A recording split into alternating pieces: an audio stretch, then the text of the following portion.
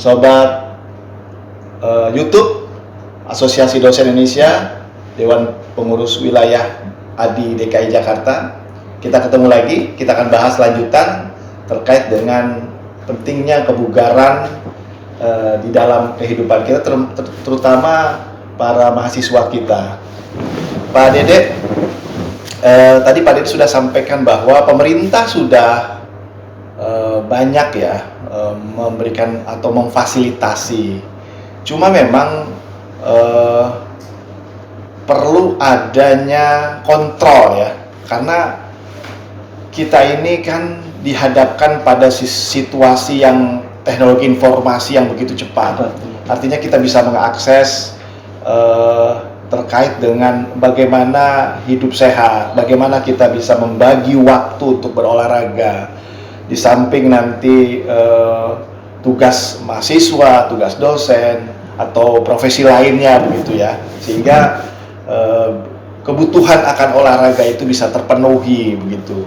Nah, kontrol tadi yang memang saya belum lihat di tataran lingkungan rumah tangga ya, di RT misalnya, di RW, apakah harusnya memang harus ada penyuluh ya, penyuluh olahraga ini, seperti kesehatan kan ada penyuluh kesehatan ya kan.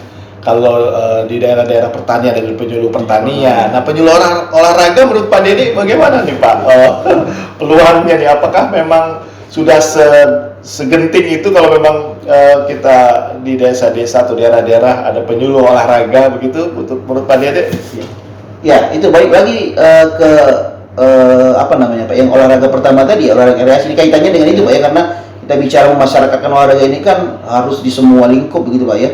Tidak hanya kita bicara tadi di pendidikan gitu. Jadi peran pemerintah menghadirkan terobosan-terobosan, mungkin kebijakan-kebijakan yang sifatnya bisa tadi memenuhi Indonesia Bugar 2035 Pak ya, mungkin ya salah satunya mungkin dengan menghadirkan yang seperti Pak Yura sampaikan ya, mungkin ya kalau saya tadi bicara di perguruan tinggi, makanya saya bilang dari awal mungkin Pak nanti ke depan ya itu mungkin saja begitu kalau seandainya disetujui begitu ya, olahraga atau penjas itu tidak hanya di ranah pendidikan dasar dan menengah gitu Pak ya, tapi mungkin di perguruan tinggi juga dibutuhkan. Oke Pak, ini kan begini Pak, fenomenanya ya Pak Dede, kalau saya melihat ya, terutama kita sudah masuk ke nih di perguruan tinggi ya, perguruan tinggi yang memiliki fakultas ya ilmu keolahragaan gitu, yang secara keilmuan mendalami tentang olahraga ini. Menurut saya ya Pak, nanti Pak Dede bagaimana pendapatnya, harusnya memang memikirkan juga ya untuk bisa berkontribusi terhadap kesehatan masyarakat dalam sisi menjaga kebugaran tadi ya. Jangan sampai orang-orang yang memang berprofesi atau kehidupannya mencari ilmu di ilmu keolahragaan, yang sehat hanya mereka-mereka saja gitu. Sementara kalau ilmu yang lain kan ya, contoh misalnya kaitan dengan orang yang dari punya keilmuan tentang tanaman itu menghasilkan untuk masyarakat begitu ya kan. Mahasiswa yang dididik menjadi guru, dia akan mencerdaskan anak-anak bangsa. Nah ini olahraga gimana nih? Apakah memang punya pengaruh yang signifikan, atau bagaimana langkah Pak Dede di perguruan tinggi khususnya Pak tentang ilmu keolahragaan yang dipelajari oleh mahasiswa begitu? Ya, kita tahu Pak bahwa dalam dunia perguruan tinggi tentu saja kita mengenal tridharma pendidikan ya Pak ya, ada penelitian, pengajaran dan pengabdian kepada masyarakat. Nah mungkin spesifik mungkin seperti kita di ilmu keolahragaan itu berbagai kegiatan pengabdian masyarakat ini yang langsung terjun begitu Pak.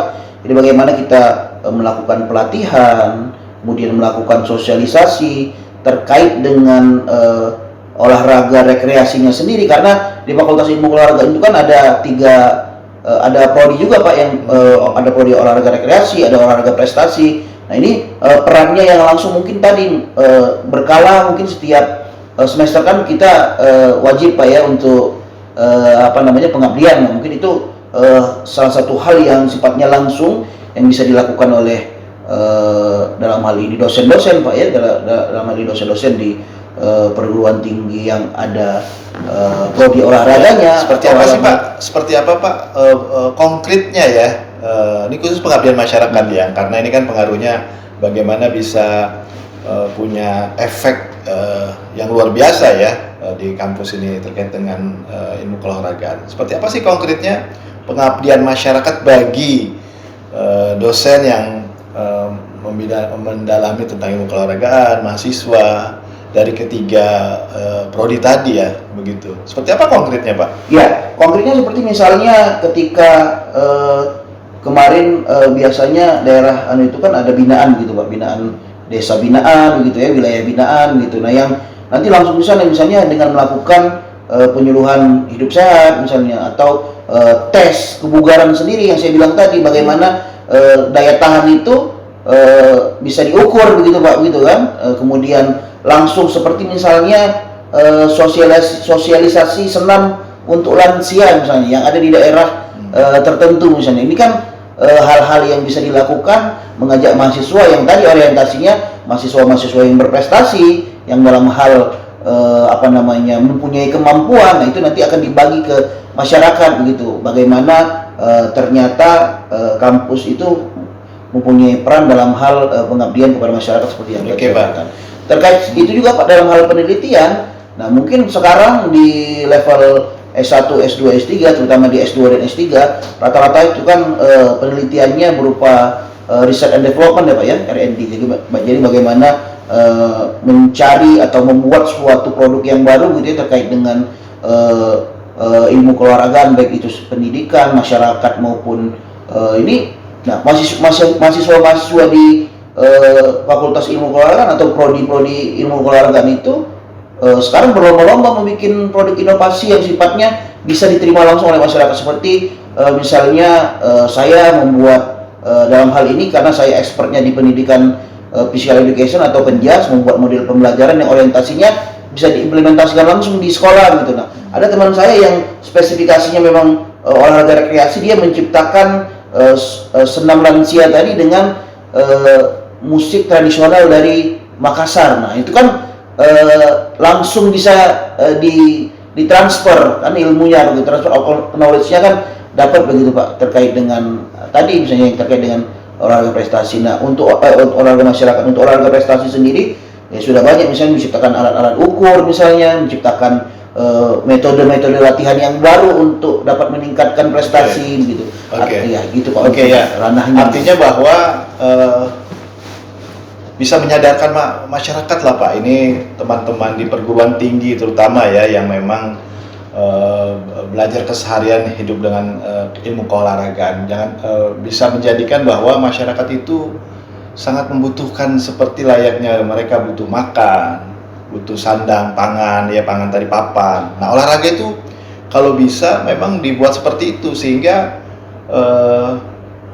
kan di dalam tubuh yang sehat terdapat jiwa yang kuat. Nah ini kan sebetulnya jiwa ya berpengaruh juga ke generasi muda tadi, sehingga siapapun, masyarakat manapun itu, karena ini olahraga ini juga bisa menyatukan perbedaan-perbedaan gitu, dengan berolahraga semuanya bisa cair. Ini kan sebetulnya sangat luar biasa olahraga ya, selain menyehatkan, lalu juga bisa menambah silaturahmi gitu, dan juga ini memecahkan kebekuan-kebekuan, benturan-benturan dari sisi etnis, budaya. Dengan olahraga ini semua akan menjadi sesuatu yang kalau saya bilang cair gitu ya, tidak lagi ada sesuatu yang menjadikan beda paham dan seterusnya. Ini olahraga memang tempat menyatukan, dan ini luar biasa ya. Tagline-nya itu biasanya Pak, olahraga menyatukan kita. Nah, biasanya gitu lah ya, kalau ada kegiatan-kegiatan yang sifatnya olahraga itu. Salah satu halnya yaitu bahkan Olimpiade pertama itu kan fokusnya untuk mempersatukan kan Pak, setelah Perang Dunia begitu kan, dengan olahraga begitu bisa mempersatukan kondisi tadi begitu.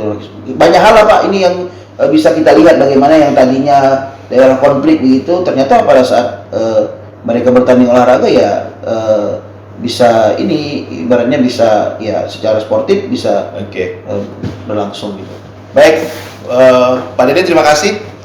Kita akan lanjut lagi nanti pada tema berikutnya Pak, yang mungkin sesuai dengan profesi kita ya, sesuai dengan kehidupan kita di perguruan tinggi. Baik, rekan-rekan sobat Asosiasi Dosen Indonesia di channel YouTube ini channel ini mudah-mudahan bisa menjadikan satu inspirasi ya. Kali ini kita akan bahas tentang bagaimana kebugaran ya.